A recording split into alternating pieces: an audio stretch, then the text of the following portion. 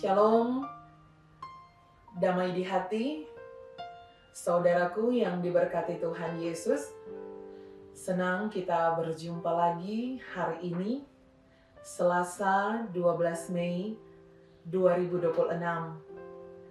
Saya percaya ada sukacita ketika kita menikmati hari berkat Tuhan ini. Karena itu, marilah kita isi hari ini dengan belajar firman Tuhan lewat renungan harian keluarga. Mari kita berdoa. Ya Bapa, kami menaikkan syukur kepadamu sebab Engkau kembali mengaruniakan kami hari baru. Engkau memberikan kami kesempatan lagi untuk menjalani hari kehidupan di hari ini dengan pelbagai tugas dan tanggung jawab serta aktivitas kami. Oleh karena itu Bapa, kami memohon tuntunan-Mu lewat firman yang akan kami baca dan renungkan bersama lewat renungan harian keluarga. Biarlah kami diterangi dengan kuat kuasa Roh Kudus-Mu, dan firman-Mu boleh dipahami, dimengerti, dan diberlakukan dalam kehidupan kami. Di dalam nama Tuhan Yesus, firman yang hidup, kami berdoa. Amin. Pembacaan Alkitab kita di hari ini terdapat di dalam 1 Korintus 1 ayat 22 hingga ayat 23.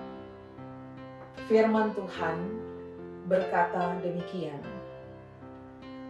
Orang-orang Yahudi menghendaki tanda dan orang-orang Yunani mencari hikmat.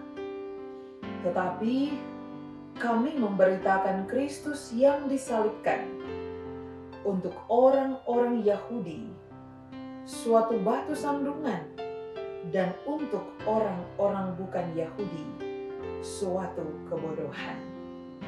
Demikian firman Tuhan dalam 1 Korintus 1 ayat 22 hingga ayat 23. Dan renungan kita di saat ini di bawah tema salib, batu sandungan bagi dunia. Saudara-saudara yang dikasihi dan diberkati Tuhan, dalam dunia yang penuh dengan tuntutan akan hasil cepat dan bukti nyata, salib menjadi sesuatu yang asing. Paulus berkata bahwa orang Yahudi menginginkan tanda, sementara orang Yunani mencari hikmat.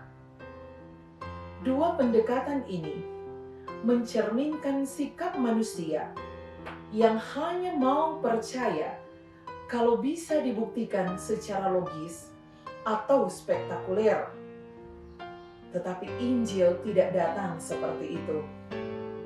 Paulus justru memberitakan Yesus Kristus yang disalibkan, yang merupakan batu sandungan bagi orang Yahudi dan kebodohan bagi orang bukan Yahudi. Mengapa? Karena salib bukan kemenangan seperti yang dibayangkan dunia. Tidak ada kejayaan militer, tidak ada kemuliaan duniawi. Hanya seorang yang mati di tiang salib. Tapi disitulah letak kuasa dan kasih Tuhan Allah. Saudara-saudara, sebagai orang-orang yang percaya kepada Kristus, kita pun akan menghadapi kenyataan ini ketika kita hidup dalam pengampunan, kerendahan hati dan kasih. Dunia akan melihat kita lemah ketika kita menolak balas dendam dan memilih berdoa bagi musuh. Kita dianggap bodoh. Tapi justru disitulah Yesus Kristus hadir. Saudara-saudara yang dikasihi dan diberkati Tuhan Yesus, Janganlah takut berbeda. Jangan kompromi hanya karena ingin diterima dunia. Jika salib adalah batu sandungan, biarlah itu menjadi bagian kita. Karena disitulah kita menjadi serupa dengan Yesus Kristus. Amin. Mari kita berdoa. Terima kasih Bapa atas firman yang boleh kami dengar dan renungkan bersama di pagi ini. Kami sungguh bersyukur kami kembali dimotivasi oleh kebenaran firman-Mu yang akan semakin menuntun dan mengarahkan kami pada kehidupan yang Engkau kehendaki. Dan kami pun siap untuk menjalani hari ini. Kami siap untuk melakukan segenap aktivitas, tugas dan tanggung jawab sesuai dengan talenta yang Engkau anugerahkan bagi kami. Biarlah firman-Mu akan selalu menjadi dasar di dalam segala hal yang kami lakukan, bahkan yang kami pikirkan dan perkatakan. Engkau yang akan selalu menuntun dan mengarahkan kami. Engkau yang akan selalu melindungi dan menyertai kami. Engkau yang akan selalu memberkati kami. Di hari ini Tuhan, kami percaya ada berkat-berkat yang Engkau anugerahkan. Kesehatan, kekuatan yang berlimpah. Keselamatan di mana kami pergi dan berada.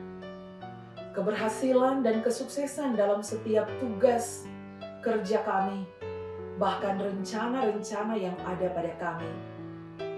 Namun Tuhan, manakala ada tantangan dan pergumulan yang harus kami jumpai, kuatkanlah iman percaya kami di dalam Engkau, agar supaya kami akan senantiasa mengandalkan Engkau dalam segala hal. Kami menaruh segala kehidupan kami, bahkan setiap harapan-harapan kami, rencana-rencana kami di hari ini dalam tangan Tuhan yang penuh kasih. Terjadilah seturut kehendak-Mu saja, bukan kehendak kami manusia yang terjadi. Engkau berkati bagi saudara-saudara kami yang mengucap syukur di hari ini karena menikmati berkat umur panjang, baik secara pribadi maupun dalam kehidupan keluarga dan rumah tangga. Tetapi pun Tuhan berkati saudara-saudara kami yang saat ini dalam pergumulan sakit. Mereka yang sementara dalam perawatan medis di rumah sakit. Ataupun yang saat ini sementara dalam perawatan di rumah dan dalam proses pemulihan. Tuhan terus menolong, Tuhan memulihkan dan menyembuhkan secara ilahi.